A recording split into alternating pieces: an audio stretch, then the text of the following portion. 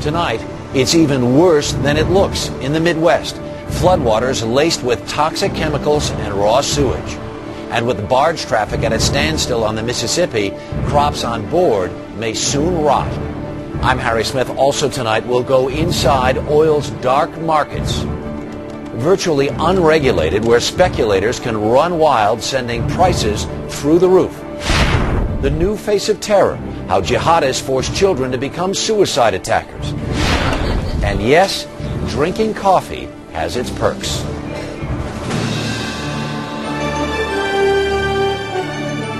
This is the CBS Evening News with Katie Couric. Good evening. Katie is off. On the Mississippi River tonight, one question. Will the levees hold? The raw power caused by a wall of water was on display again today, overwhelming one levee and cutting off a key bridge connecting Illinois to Iowa. The federal government said today 27 different levees are now in danger of overflowing. Amtrak service throughout the Midwest is disrupted, and most barge traffic in the upper Mississippi has been halted. And perhaps the biggest concern, the toxic stew of chemicals and sewage in the water. Cynthia Bowers is in Burlington, Iowa. Good evening, Cynthia. Good evening, Harry. I am in Burlington, Iowa, where the Mississippi is still rising. It could go up another half foot before it crests sometime overnight or early tomorrow. It's already way out of its banks. You can see behind me this community hall, which is underwater, should have sidewalk out to it and well beyond it. It doesn't anymore. But people here are hoping that all these sandbags will be enough to save the town. Because as you alluded to, the economic costs of this historic flood have already been tremendous. 5 days after floodwaters took over her Cedar Rapids home, Ann Graves saw it today for the first time. Start over. Yep, that's what we're going to do. She and husband Mike say their homecoming was bitter rather than sweet. Well, it's gone now. Everything is a total loss. If I sit and mope about it, then it'll just sit here and I won't do anything about it. I just got to go on. Thousands of other residents are still being kept clear of their waterlogged neighborhoods, swamped by Cedar Rapids' worst ever flood. The Cedar River started its record-breaking rampage last Thursday, cresting in Benton more than 5 feet over the old mark. In Cedar Rapids, it was 10 feet higher. Folks along the Iowa River weren't spared either. Iowa City broke its old high water mark by 3 feet, Columbus Junction by 4. Both rivers are now pouring into the Mississippi.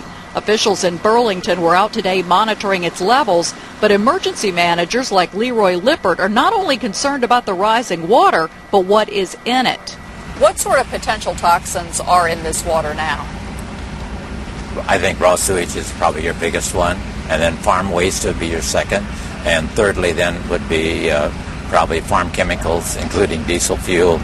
All that puts Iowa's $1.5 billion hunting and fishing industry at risk. There's worry most pheasant nests have been washed away, and concern chemicals in the water will wash down into the Gulf of Mexico, causing massive fish kills there. And already harvested grains can't get to market by the Mississippi. More than 250 miles of it are closed to barge traffic, which could raise consumer prices yet again. We'll probably have a minimum of at least a 2-week closure, and that's if it doesn't rain anymore. That's if it doesn't rain. That's what people are hoping here. It has been clear for 3 days. There is no rain here through the forecast, which, Harry, could be huge for towns downstream on the Mississippi. Cynthia Bowers in Burlington tonight. Thanks so much. To presidential politics and a top campaign issue, skyrocketing energy prices and what to do about them. Tax the oil companies, drill offshore. John McCain and Barack Obama have very different ideas. Dean Reynolds reports. With their eyes on the pump, both candidates agree things have to change. The next president must be willing to break with the energy policies, not just of the current administration, but the administrations that preceded it. And while each candidate seeks energy independence, they would pursue separate paths. You're going to have a clear choice this fall. Obama favors a government windfall profits tax on the oil companies and would use the proceeds as tax breaks to help deal with high energy costs. But McCain opposes the idea, saying it would reduce domestic production. If the plan sounds familiar, It's because that was President Jimmy Carter's big idea, too. And a lot of good it did us. Instead, McCain's calling for a summer holiday from the federal gasoline tax to reduce the price at the pump. And though he once opposed offshore drilling in California and Florida, he now favors the idea. Obama does not. We can't drill our way out of the problem. He favors major government incentives, $150 billion in tax credits over 10 years for the development of alternative fuels such as ethanol. He would also push renewable resources. McCain calls such incentives handouts to special interests. He prefers to let individual states promote energy alternatives. But neither candidate is proposing anything that would markedly reduce the high price of gasoline anytime soon. Dean Reynolds, CBS News, Chicago. Today is the first full day of legal same-sex marriage in California. It's been nonstop work for county clerks who hand out marriage licenses. Many gay couples are rushing to tie the knot because the law could change again in November. John Blackstone has the latest. Across California, this was a wedding day with a big difference. I do. New words. I pronounce you lawfully wedded spouses for life. Yeah! New images for an old institution. The ceremonies had all the familiar emotions. I'm sorry, I'm falling apart. I know you guys. In West Hollywood, same-sex couples waited in long lines to get marriage licenses and then get married in a city park. To be my lawfully wedded spouse. All of our children want to have married parents. That's right. Ceremonies went ahead even in conservative Kern County. Local clergy took over when the county clerk refused to perform marriages. I have lost count of how many I have done. At San Francisco City Hall, there was a party atmosphere. After all, this is where the same-sex marriage movement was energized 4 years ago with a flood of illegal weddings. Anne Mary and Lori Franks were married here back then. Now they returned to do it legally. They've been together for 18 years and have 3 daughters, who all dressed in pink for the occasion. We get to say that we have 2 moms, and everyone else is like, oh, I want 2 moms. On this first day, there were few protests, but opponents continue to work to reverse the law. In November, Californians will vote on an amendment to the state constitution that would once again ban same-sex marriage, potentially creating legal confusion for couples who, for now at least, are legally married. John Blackstone, CBS News, San Francisco. Now to the war in Afghanistan, where the Taliban may be planning a major battle. Afghan troops rushed to an area near the city of Kandahar, where officials say hundreds of Taliban fighters were said to be destroying bridges and planting mines. But U.S. and NATO officials say they have no evidence of that.